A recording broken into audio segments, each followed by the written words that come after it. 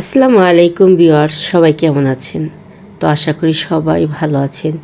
আপনাদের দোয়ার সাথে নিয়ে আমি অনেক অনেক ভালো আছি এবং আমার সংসার সন্তান সবাইকে নিয়েই ভালো আছি। তো আল্লাহ পাকের কাছে দোয়া করি আল্লাহ রব্বিল আলামিন আপনাদের সবাইকে ভালো রাখুক, সুস্থ রাখুক। তো রান্নাবাড়ির ব্লগ ভিডিও নিয়ে আবারও আপনাদের মাঝে চলে আসলাম। তো আজকে সেহরিতে রান্না করছি মিরকা মাছ।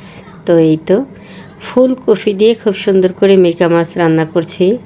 তো দেখতে দেখতে কিন্তু 5টা রোজা চলে গেল। তো জানি না আবার পরের বছর এই রোজা ভাগ্যে আছে কি না।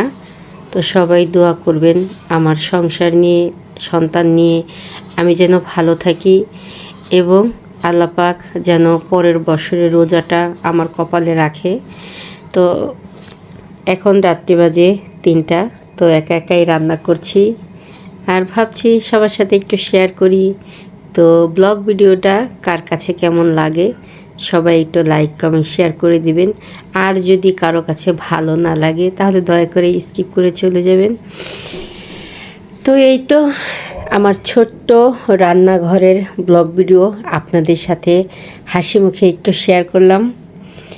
তো এই দিনটা আল্লাহ পাকের কাছে দোয়া করি আবার যেন আমার জীবনে ঘুরে আসে।